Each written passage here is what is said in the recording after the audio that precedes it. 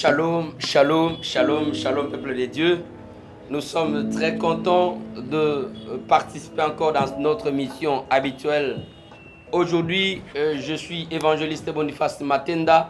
Comme vous le savez, je ne suis pas seul aujourd'hui. Vous aviez constaté avec moi, à ma gauche, ce révérend pasteur Moka et à ma droite, ce révérend pasteur Coco Omande. Que Dieu nous a inspiré ce matin. On s'est dit qu'on puisse avoir un peu la sagesse des doyens sur notre sujet d'aujourd'hui. Mais avant de commencer, on va demander au révérend pasteur Moka de prier pour ouvrir notre émission. Prions le Seigneur. Seigneur Dieu Tout-Puissant, nous te bénissons, te glorifions. Parce que c'est toi qui es le maître des temps et des circonstances. Dieu a voulu que ce matin, nous puissions encore nous présenter, Seigneur, devant toi, pour essayer d'éclairer la lanterne du peuple de Dieu concernant, Seigneur, ta parole. Laisse, Seigneur, que ces partages que nous allons, Seigneur, diffuser au travers les ondes, que ça puisse trouver une place de choix dans le cœur de tous ceux-là qui vont l'écouter. Et c'est là pour ta gloire. Au nom de Jésus-Christ, nous t'avons ainsi prié, Père. Amen. Amen. Amen.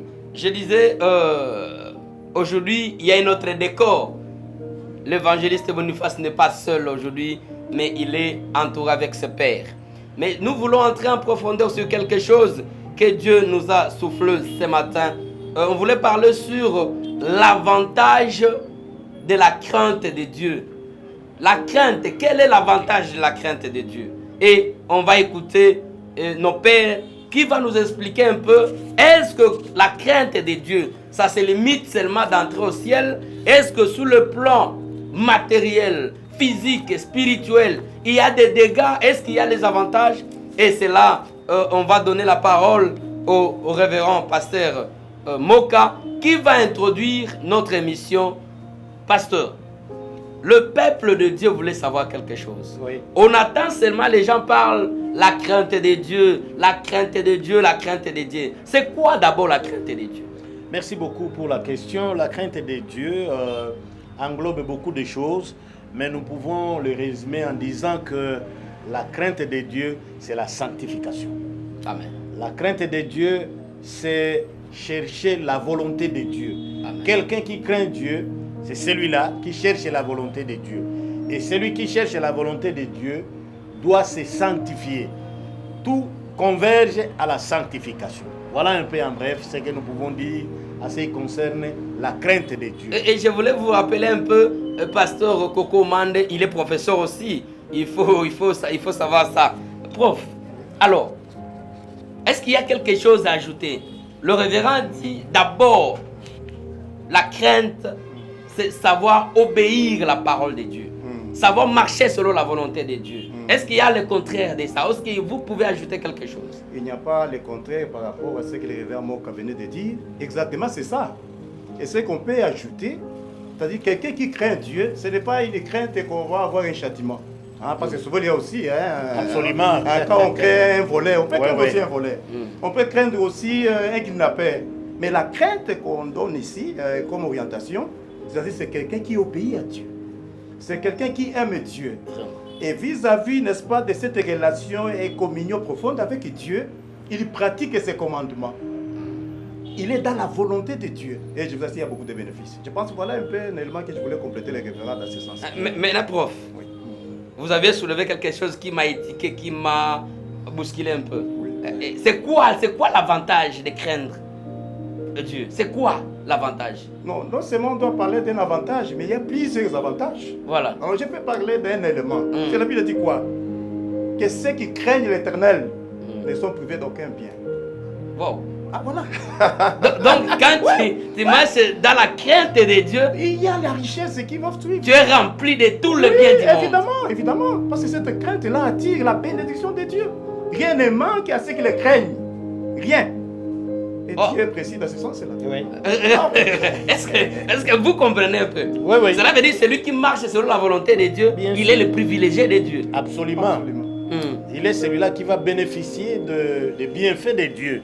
Et aussi, nous devons savoir que c'est comme j'ai dit tantôt, celui qui craint Dieu, c'est celui-là qui cherche la sanctification. Or, la Bible nous dit, sans la sanctification, personne ne verra Dieu. Vous voyez, vous pouvez bénéficier des bienfaits de Dieu. Parce que Dieu, il y a des catégories de bienfaits que Dieu donne aux hommes. Il y a les bienfaits qu'il donne à tout le monde, qu'ils soient chrétiens, païens. Et par exemple, il y a la pluie. Quand il pleut, c'est pour l'intérêt de tout le monde. Quand le soleil apparaît, c'est pour l'intérêt de tout le monde. Mais il y a des choses spécifiques qui sont réservées aux enfants de Dieu. Et c'est là où j'ai dit que lorsqu'on crée Dieu, on va vers la sanctification. Et la Bible nous dit, sans la sanctification, personne, et alors personne ne verra Dieu. C'est Dieu-là qui nous fait des biens. Un jour, nous avons vraiment cette envie-là de le voir, de le rencontrer. Et la Bible nous dit que heureux, ceux-là qui ont le cœur pur. Parce qu'ils feront quoi? Ils verront Dieu. Alors, notre but ultime, c'est pas seulement de vivre dans ce monde, mais il y a aussi à l'après ce monde, c'est-à-dire la vie future. Qu'est-ce que nous deviendrons? Et là, nous serons avec notre Dieu dans la félicité. Mais révérend, oui. Nous les Quinois, c'est un avantage. Souvent nous les Quinois on dit, oui. Qu'est-ce que vous pouvez dire à ça? Ça c'est païen. Ça c'est païen et les gens veulent raccourcir les choses. Ils ne veulent pas beaucoup réfléchir.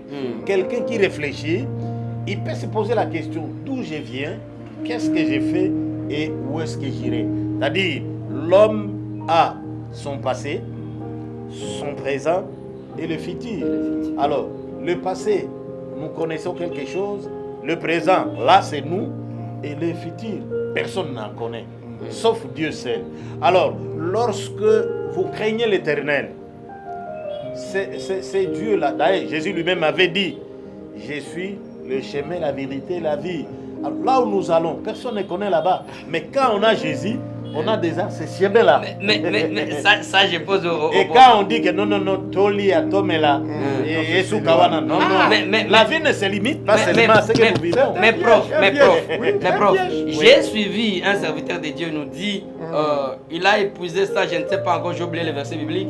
Il a dit, nous ne sommes pas sauvés par la crainte de Dieu, mais nous sommes sauvés par la grâce de Dieu. Oui.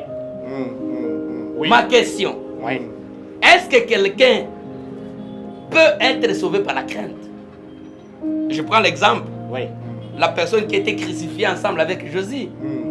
Après avoir dit à l'autre que ne blague pas avec Dieu. Et Jésus a dit, maintenant même, tu seras avec moi. Mais la personne là n'a pas confessé les péchés. Il a marché toute sa vie dans le désordre. Maintenant, c'est quoi? Est-ce qu'il y a un peu de nous expliquer? Non, je voudrais revenir sur cet élément-là de se crucifier là avec Jésus. Moi, je pense que parfois, nous ne tenons pas compte de ce qui s'était passé. Cet homme-là, je vous assure, je ne sais pas s'il avait le contact avec le Seigneur d'une manière ou d'une autre par ses disciples. Exact. Mais ce qu'il a fait, il a rempli les conditions pour aller au ciel. Ah bon? Moi, je vous assure. Bien sûr. Je vais compléter le point. Parce que cet homme-là, il a reconnu la seigneurie de Jésus. Gloire à Dieu. En disant que, Seigneur, ne m'oublie pas dans ton royaume. Mais pourquoi il a appelé Seigneur? Il a reconnu. C'est-à-dire, il a accepté Christ comme Seigneur. Alors, il a dit, ne m'oublie pas. Non, sauve-moi aussi. Vous voyez? Pourquoi nous croyons au Seigneur? Pour qu'il puisse nous sauver. Oui. Vous voyez? Et la Bible nous dit... Donc, ça a rempli toutes les conditions. La Bible aussi nous dit... La Bible aussi nous dit... Il a reconnu aussi ses péchés. La Bible nous dit... La Bible nous dit... qu'il devait être sauvé. Mieux vaut la fin d'une chose que son commencement. Je vais te donner deux exemples de la Bible. Le premier exemple, c'est ce que vous venez de dire ici. Cet homme-là, il était pécheur, il était meurtrier, il faisait tous les mots là.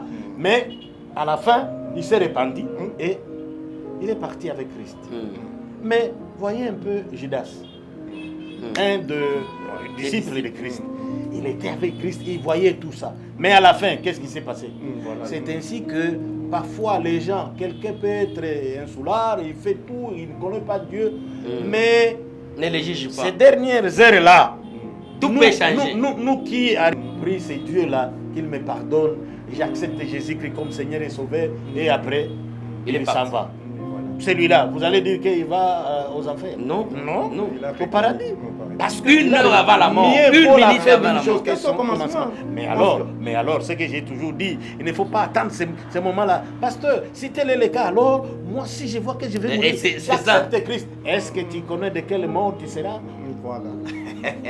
Peut-être que tu n'auras pas la grâce comme les autres. Voilà, ça c'est une grâce. Ah, Alors, nous voulons dire que cet homme-là a rempli les conditions. Les conditions, repentance, acceptation. Si nous revenons à la question que vous avez posée là concernant est-ce que la crainte de Dieu peut nous amener... Non, non. Celui qui craint Dieu, c'est celui qui a déjà connu ces dieux-là.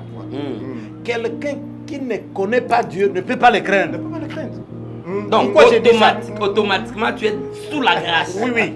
En fait, la grâce est là pour nous permettre, la Bible nous dit qu'il a envoyé son Fils unique, afin que quiconque, Jean 3,16. quiconque croit à lui ne périsse point, mais qu'il ait la vie éternelle. Alors, celui qui a déjà cru, celui-là, il doit marcher comme un enfant de Dieu. Et pour marcher comme un enfant de Dieu, il faut absolument craindre ce Dieu-là. Gloire à Dieu. Et craindre Dieu, c'est mettre sa parole en pratique. C'est chercher la sanctification. C'est se sanctifier chaque jour. Et d'ailleurs, la Bible nous dit dans Proverbe 28, si ma mémoire est bonne, 15, qui dit que celui qui cache ses transgressions ne presse point. Exact. Mais celui qui les avoue et les délaisse, non, obtient miséricorde. Gloire à Dieu. Vous voyez, Gloire à ce moment-là, la grâce et la crainte de Dieu, on commence d'abord par la grâce. On a reçu Christ comme Seigneur et Sauveur. Tu es un enfant de Dieu. Maintenant, ta marche, dans ta marche-là, c'est à ce moment-là que tu vas maintenant craindre ces dieux-là. On ne craint pas quelqu'un qu'on ne connaît pas. On ne suit pas la parole de la personne qu'on ne connaît pas. Donc, il faut connaître d'abord. Et il faut d'abord naître. Et maintenant, dans ta marche, les gens vont voir que non, celui-là, c'est un enfant de Dieu. Même Dieu lui-même dit oui. Ce qu'il fait maintenant là, c'est ok. C'est la même chose avec ceux-là qui aident les gens. Quelqu'un peut voir, il y a des pauvres, on aide, on fait ça. Corneille, il a fait ça. Dieu a dit, mais j'ai vu tes aumônes. Oui, oui, même ta prière. Mais il fallait qu'il naisse de nouveau. Et c'est ainsi que un des disciples de Christ est passé là-bas pour que la personne se convertisse et que Dieu prenne ça. Voilà, prof. Oui. Est-ce que vous pouvez m'augmenter quelque chose? Non, je dois augmenter quelque chose. Pourquoi? Parce qu'il y a la confusion totale dans beaucoup, même des sectes, par rapport à la grâce. Oui. Parce que vous savez, il y a une secte, je ne cite pas les noms, par convenance personnelle. Ils disent quoi? Jésus a tout payé à la croix. Et comme il a tout payé déjà, c'est comme si tu es dans un restaurant, il y a quelqu'un qui a déjà payé. Maintenant, il faut maintenant bouffer. N'est-ce pas ça? Maintenant, ils prennent dans une approche négative. Comme Christ était mort pour les péchés, ils peuvent maintenant pécher. Tu prends la femme, tu prends la boisson, n'est-ce pas ça? Oui. Parce que c'est la grâce, parce qu'il y a l'autre qui était mort pour ça. C'est grave. C'est pourquoi moi j'ajoute ce que le révérend a dit. Quand on craint Dieu, c'est une conséquence logique de la grâce que vous avez. Absolument. C'est ça. On craint d'abord parce qu'on ne craint pas pour craindre, on craint parce que Dieu nous a aimés. Et vous savez, dans Romains 5, si je ne me trompe pas, on dit, nous l'aimons parce qu'il nous a aimés le premier. Le premier, oui, oui. Lorsque nous étions péchés, Christ est mort pour nous. C'est ça. Mais c'est clair. Mais dans les évangélistes. Et je pense que c'est ça la réalité. Nous devons prêcher. Celui qui craint Dieu, et d'ailleurs le Seigneur avait dit quoi? Vous les reconnaîtrez par leurs fruits. Celui qui craint Dieu a des bons fruits. Et celui qui ne les craint pas, il peut être, je ne sais pas avec quel titre honorifique, mais il y aura toujours les fruits qui ne sont pas meilleurs par rapport à ça. La Bible nous dit que clair. Nous sommes un peuple élu. Voilà. Sacerdoce royal. N'est-ce pas? Une nation sainte. Et la Bible nous dit dans 1 Pierre 1,16 que vous serez saints car votre Dieu est saint. La nature. Alors, cette sanctification-là, ça doit se vivre dans notre mode de vie. L'exemple que le prophète a donné, quand bien même ces gens-là disent que Christ a tout payé, vous entrez dans un restaurant. Fais ce que tu veux. Oui, tu peux manger. Est-ce que, comme on a payé, il y a quelqu'un qui a payé le restaurant, le frais là, Et tu entres là-bas, tu commences à casser À les jeter. assiettes, On va. les chaises, tout ça. On va te dire, mais c'est monsieur, bien sûr on a payé pour lui, mais c'est un fou. Vous voyez, on va te qualifier d'un Il faut fou. le faire chasser. Il faut le chasser. Oui, donc, il faut le chasser. Quand bien même, on a déjà payé pour toi. C'est-à-dire, Voilà, on ne joue pas avec la grâce. Voilà, le peuple de Dieu, vous comprenez que c'est un débat, c'est quelque chose, si on commence ici, ça peut nous prendre toute la journée. C'est l'ambiance dans notre plateau. Et alors, prof, vous pouvez dire dans quelques secondes, dans 2 secondes, quelque chose sur notre sujet. Non, je voulais... Adressez-vous au peuple de Dieu. Je voulais encourager le peuple de Dieu, comme le prof, il est aussi prof, hein, c'est mon collègue, révérend. D'ailleurs, je suis leur président. Le président des profs. Oui. Que la crainte de Dieu est basée sur la nature de Dieu. Parce que Dieu est saint. Absolument. Et c'est ça ce que le professeur avait dit. Je suis saint et vous serez saint. Donc la sainteté, ce n'est qu'une conséquence logique de ceux qui craignent Dieu. Et vous savez, Jésus avait dit quoi? C'est lui qui se livre au péché est esclave du péché. Exactement. Et celui qui se livre au péché, s'il est fils de Dieu, Dieu le châtie. Donc on ne peut pas vouloir vivre dans le péché tout en connaissant qu'on est de Dieu. Donc j'appelle aux frères et sœurs que nous devons vivre la sanctification comme conséquence logique de la grâce que Dieu nous a donnée. Donc voilà un peu, évangéliste. Ce que je voulais ajoute quelque chose. Oui, ce que je peux ajouter, bon, on a presque tout dit, mais avant de craindre Dieu, nous demandons à ceux-là qui nous suivent de croire d'abord en Christ, être enfants de Dieu, et c'est à ce moment-là nous allons mener une vie qui est caractérisée de la crainte de Dieu. Sans cela, tout ce que nous faisons, c'est de l'hypocrisie pure et simple. Et lorsque nous avons Dieu avec nous, mais la Bible nous dit quoi? Avec Dieu, nous ferons quoi? Des exploits. Tout ce qui va arriver, c'est ça, des avantages. Merci Nous beaucoup. bénéficions de la part de Dieu. Le révérend, merci beaucoup, prof. Merci beaucoup. Peuple de Dieu, vous constatez avec moi que nous arrivons à la fin de notre émission. C'est notre première édition. On va continuer à appeler les serviteurs qui va nous permettre d'entrer encore en profondeur pour la parole de Dieu. Je sais, il y a d'autres qui n'ont pas l'état pour aller à l'église. Il y a d'autres qui n'ont pas l'état pour jeter un coup d'œil sur leur Bible. Mais avec notre émission, va vous faciliter. Vous êtes au bureau, vous êtes dans le véhicule, vous pouvez mettre ça dans votre téléphone. Ça va vous aider de comprendre la Bible. Et ce que moi je peux dire, ajouter à mes pères, de dire que quelqu'un qui marche dans la sanctification, il a plusieurs bénéfices. Absolument. Dieu, la Bible nous dit, il va ajouter ses années ici sur terre. Il va donner l'ouverture, il va donner la paix et la joie. Et il va marcher selon la volonté de Dieu. Alors, on ne peut pas terminer, on a commencé avec la prière, mais on va terminer avec la prière. Ça, on donne au révérend pasteur Coco qui va prier et bénir le peuple de Dieu. À vous la parole. Père éternel, nous voulons te dire merci pour ce temps merveilleux que tu nous as donné de partager sur ta parole en ce qui concerne la sainteté et la grâce. Et notre prière, oh Dieu, que le Saint-Esprit continue à nous assister, continue à nous orienter, continue à nous parler, afin que nous puissions mener notre mission sur cette terre dans la sainteté, dans la crainte de Dieu. Bénis ton serviteur qui nous a invités et bénis ton peuple. Au nom de Jésus, nous t'avons ainsi prié. Amen. Amen. Shalom, shalom. Que Dieu vous bénisse. Amen. Amen.